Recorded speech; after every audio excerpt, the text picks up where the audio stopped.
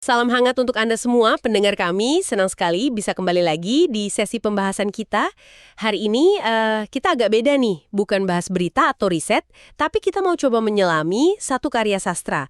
Judul puisinya Hilang Dalam Terang.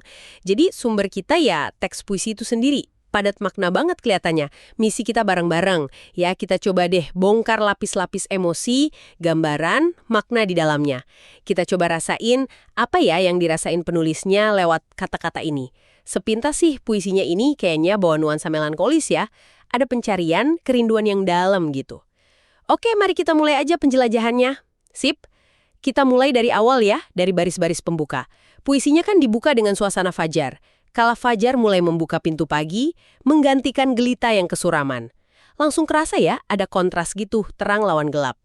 Mungkin ini simbol harapan baru gitu. Benar sekali. Fajar itu kan metafora klasik ya, buat harapan, buat awal yang baru. Jadi kontras dengan gelita yang kesuraman, itu seolah-olah menjanjikan sesuatu yang positif akan datang. Tapi, yang menarik puisi ini nggak lama-lama membiarkan harapan itu sendirian. Iya, benar. Langsung nyambung ke kurintis kembali impian yang pernah hilang dari ranting asa. Ada niat gitu ya, usaha buat bangun lagi mimpi yang mungkin sempat patah. Ada semacam energi buat mulai lagi. Ada energi, tapi, nah ini dia, sekaligus ada beban yang langsung terasa juga. Coba perhatikan cara langkah maju itu digambarkan. Setiap kakiku menciptakan langkah, selalu saja meninggalkan jejak luka kepedihan masa silam. Ini gambaran yang kuat banget kan? Setiap mau maju, ironisnya malah kayak ngorek luka lama lagi. Kayak langkah ke depan tuh nggak bisa lepas dari bayangan masa lalu. Paradoks yang, ya ampun, menyakitkan. Baris soal jejak luka kepedihan masa silam ini emang berasa berat banget ya bacanya. Seolah lukanya tuh bukan cuma ingatan, tapi nempel gitu di tiap langkah. Gimana Anda menangkap penggambaran beban masa lalu yang sebegini lekatnya? Nah, penggambaran ini tuh menurut saya pas banget nangkep gimana trauma atau pedihnya masa lalu itu seringkali bukan sesuatu yang bisa kita tinggal gitu aja. Dia jadi bagian diri kita, mewarnai cara kita jalan, bahkan pas kita lagi berusaha keras buat lihat ke depan, buat meraih harapan baru. Jadi bukan sekedar memori, tapi jejak yang aktif tercipta lagi tiap kita melangkah. Ini mungkin banyak orang bisa relate ya, yang mencoba bangkit dari keterpurukan. Lalu ada citraan. Nah, citraan itu kan gambaran lewat kata-kata ya buat bangkitin imajinasi kita. Ini cukup ambigu. Dan wah, bikin berhenti sejenak. Ku tatap kembali sinarmu yang kian merangkah silau menghalangi pandangan. Pertanyaannya jadi, sinar apa nih? Sinar ilahikah? Atau sinar lain yang saking terangnya malah bikin buta? Anda bacanya gimana nih ambiguitas sinarmu yang silau menghalangi pandangan ini? Wah, ini salah satu bagian paling kaya interpretasi ya di awal puisi. Sinarmu pakai M besar itu ya bisa aja merujuk ke sesuatu yang ilahiyah, kebenaran mutlak, pencerahan spiritual gitu. Tapi kata silau menghalangi pandangannya ini yang ngasih nuansa beda. Apa pencerahannya saking kuatnya jadi susah diproses? Atau jangan-jangan kebenaran itu menyakitkan? Jadi si aku ini sulit atau malah nggak mau lihat jelas? Bisa juga loh. Sinar ini simbol harapan atau kebahagiaan yang intens banget, mungkin dari hubungan atau cita-cita. Tapi saking intensnya, si aku malah jadi kehilangan perspektif. Nggak bisa lihat realitas lain. Justru ambiguitas ini kekuatannya, menurut saya. Menggambarkan betapa kompleksnya pengalaman spiritual atau emosional itu yang susah diurai gitu aja. Terlalu terang pun ternyata bisa sama membingungkannya kayak gelap. Menarik banget penjabarannya. Oke, selain itu, ada juga nuansa waktu yang kayaknya jalan cepet banget, buru-buru gitu. Debu melecut derap, bergegas seakan ingin turut menjemput senja. Ada kesan urgensi ya di sini. Kayak nggak ada waktu, hari harus cepet selesai. Iya, kesan buru-buru ini nambah lapisan lagi ke pergulatan si aku lirik ini. Seolah dia nggak cuma berjuang lawan luka lalu sambil natap sinar yang silau itu, tapi juga dikejar waktu yang terus lari ke senja, ke akhir. Ini bisa jadi simbol tekanan hidup ya. Atau mungkin ketidaksabaran si aku sendiri buat cepat sampai di titik akhir, entah itu penyelesaian atau malah, ya kepasrahan. Jadi kalau kita rangkum sedikit bagian awal ini, poin kuncinya apa ya kira-kira? Poin krusial di awal ini menurut saya adalah bagaimana puisi ini langsung bangun tegangan yang fundamental. Ada dorongan kuat ke harapan, ke awal baru, simbolnya fajar tadi, tapi di saat bersamaan ada tarikan yang sama kuatnya dari luka masa lalu yang belum beres dan dari realitas atau harapan yang malah menyilaukan. Ini potret pergulatan batin yang manusiawi banget, tarik-menarik terus yang mewarnai langkah si aku. Oke, beranjak dari pergulatan awal yang lumayan ambigu tadi ya, puisi ini terus bawa kita ke inti perasaan yang mungkin jadi judulnya. Tinggal aku sendiri termangu mencari bayang sosok yang hilang dalam terang. Nah, ini dia. Ada sosok yang hilang, jelas ini soal kehilangan. Tapi perhatikan frasa kuncinya. Hilang dalam terang. Bukan hilang pas gelap atau kabur, tapi justru pas lagi terang benderang. Gimana nih kita memaknai ironi hilang dalam terang ini? Nah, ini dia jantung ironi puisi ini. Hilang dalam terang itu, bisa banyak artinya. Bisa jadi justru pas situasi jadi jelas, terang, ketiadaan sosok itu malah jadi makin nyata, makin sakit. Atau terang itu sendiri metafora buat bahagia atau keramaian, tapi di tengah itu semua, si aku malah merasa kehilangan koneksi, kehilangan sosok penting itu. Bisa juga terang itu maksudnya kebenaran yang terungkap, dan kebenaran itulah yang bikin sosok itu hilang atau menjauh. Ini menantang asumsi kita kalau terang itu selalu baik atau jelas. Kadang kejelasan malah memperlihatkan lubang, ketiadaan yang tadinya nggak kelihatan pas remang-remang. Anda sendiri pernah nggak merasa, pas momen paling terang, malah ada yang esensial terasa hilang atau kosong? Pertanyaan ini sengaja dibiarin menggantung sama penyairnya.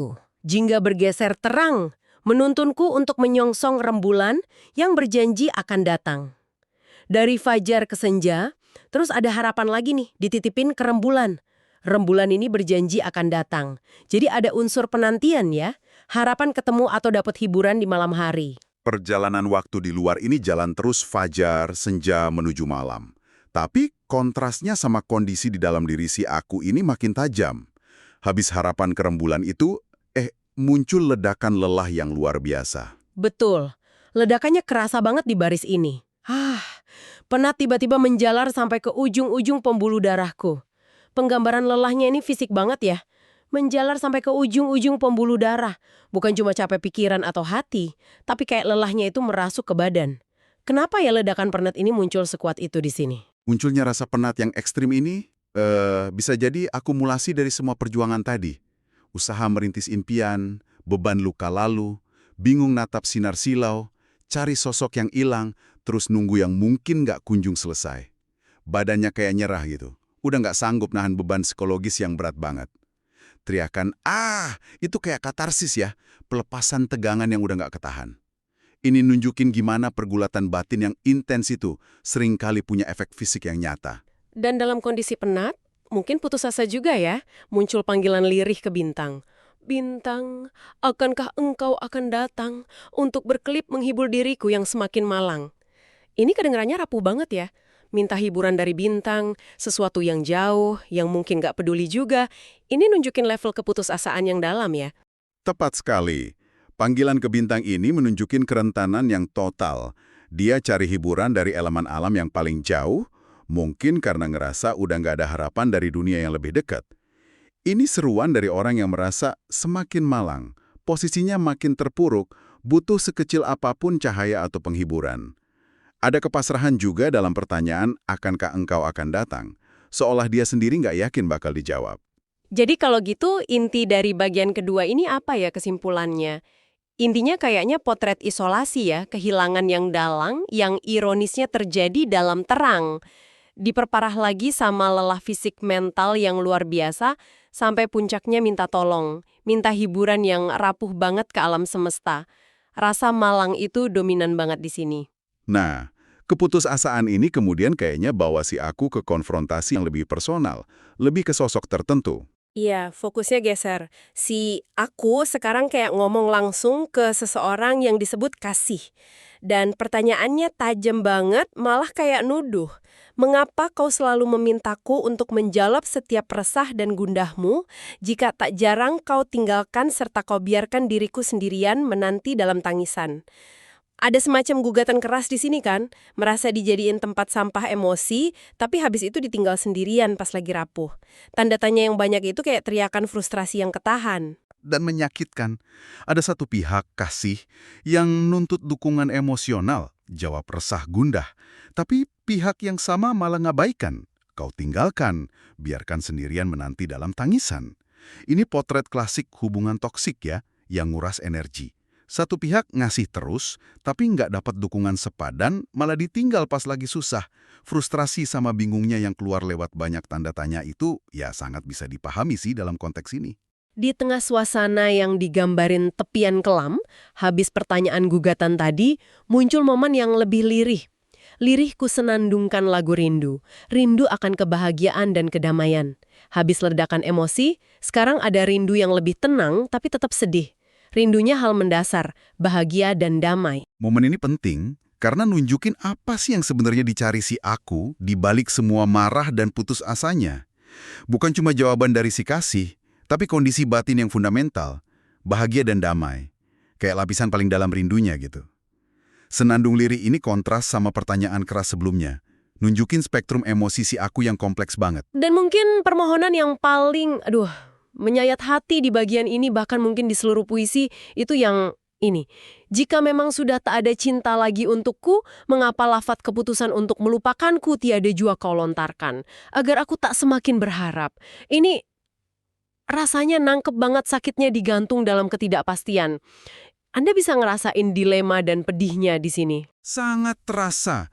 Ini inti penderitaan karena ambiguitas dalam hubungan. Posisi si aku ini sulit luar biasa. Dia masih punya harap, masih disebut kok setelahnya menatap indahnya purnama di celah langit bersamamu, tapi dia juga ngerasa kemungkinan cinta itu udah nggak ada. Yang dia minta itu bukan supaya cinta itu balik, tapi sebuah lafaz keputusan. Perhatiin pilihan kata lafaz keputusan, kedengarannya formal banget, final, kayak vonis. Dia seolah bilang, mending dengar vonis pahit, dilupain, ditinggalin, daripada terus-terusan digantung dalam harapan kosong yang nyiksa. Kebutuhan akan kejelasan, akan penutupan, closure, itu kuat banget di sini, walau kejelasan itu nyakitin. Ini jeritan orang yang capek berharap dalam ketidakpastian. Apa ya pelajaran penting yang bisa kita ambil dari segmen konfrontasi ini? Pelajaran pentingnya di sini adalah gimana ketidakpastian dalam hubungan emosional itu bisa jadi sumber penderitaan yang jauh lebih dalam, lebih panjang daripada kepastian yang pahit sekalipun. Puisi ini nangkep dengan tajam banget luka dan lelahnya, digantung antara harapan dan kemungkinan realitas yang nyakitin. Makanya, kebutuhan akan kejelasan jadi permohonan yang paling mendasar.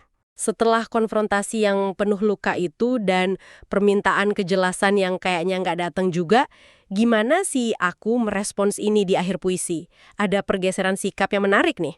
Ya, menuju akhir, si aku bilang ke malam, "Malam, sunyimu kini temanku, kelammu juga sahabatku." Ini menarik.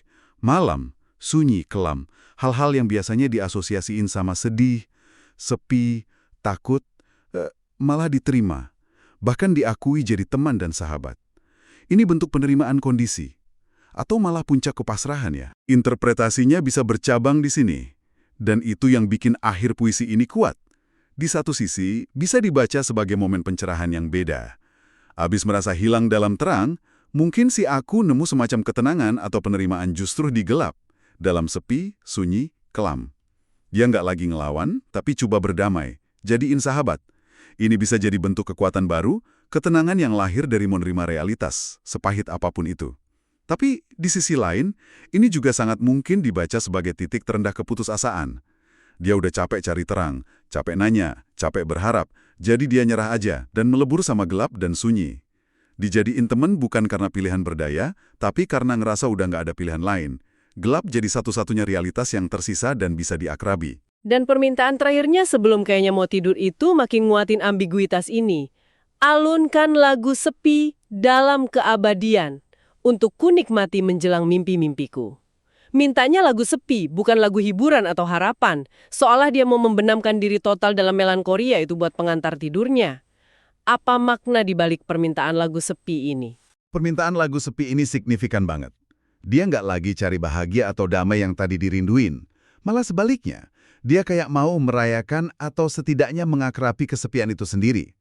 Mungkin ada semacam keindahan yang dia temukan di kesepian itu, Atau mungkin ini cara buat proses rasa sakitnya dengan nggak ngelawan. Minta lagu itu dialunkan dalam keabadian juga ngasih kesan finalitas. Kayak ini kondisi yang bakal nemenin dia selamanya, bahkan dalam mimpi. Ini bisa jadi bentuk nemuin damai yang nggak terduga dalam sedih, atau bisa juga tanda dia udah sepenuhnya nyelah sama keputusasaan. Puisi ini sampai akhir nggak ngasih jawaban pasti memang.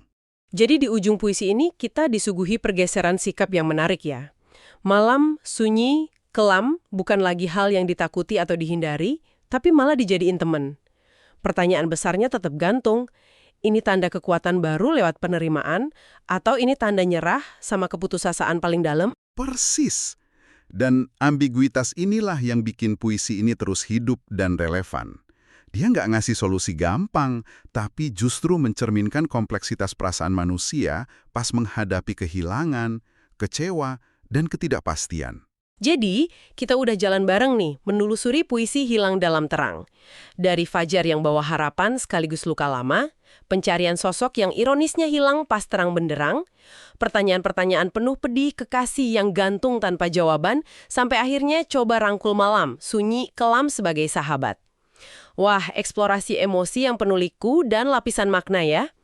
Nah, setelah dengar pembahasan ini, gimana perjalanan rasa di puisi ini beresonansi sama Anda? Ada bagian, gambaran, atau perasaan yang kerasa personal banget, atau bikin Anda merenung tentang pengalaman sendiri? Puisi kayak Hilang Dalam Terang ini memang punya kekuatan luar biasa ya buat nangkep dan nyuarain nuansa perasaan manusia yang paling kompleks, yang seringkali penuh pertentangan. Kita lihat gimana harapan bisa ada bareng luka yang nganga, gimana rindu bisa muncul pas lagi capek-capeknya fisik dan batin, dan gimana keinginan kuat akan kepastian bisa begitu kenceng justru di situasi paling ambigu. Ini kayak cermin buat rumitnya jiwa kita. Sebagai penutup, mari kita balik lagi sebentar ke judulnya yang provokatif banget itu, Hilang Dalam Terang. Puisi ini nyajiin paradoks soal kehilangan-kehilangan yang terjadi bukan pas gelat atau bingung, tapi justru pas momen yang harusnya paling jelas, paling terang. Kami mau ninggalin Anda dengan satu pertanyaan buat direnungin lebih jauh. Pernahkah Anda dalam hidup Anda merasa kehilangan sesuatu atau seseorang? Mungkin arah, keyakinan, hubungan, atau bahkan diri sendiri. Justru di momen yang tampak paling terang, paling bahagia, atau paling stabil. Apa sih sebenarnya makna terang dan gelap di peta pengalaman pribadi Anda? Sebuah pertanyaan buat dibawa dalam perenungan Anda. Terima kasih banyak sudah menyimak pembahasan mendalam kita kali ini. Semoga obrolan soal puisi Hilang Dalam Terang ini ngasih Anda perspektif baru, atau setidaknya jadi teman dalam perenungan Anda sendiri. Sampai jumpa di sesi berikutnya ya.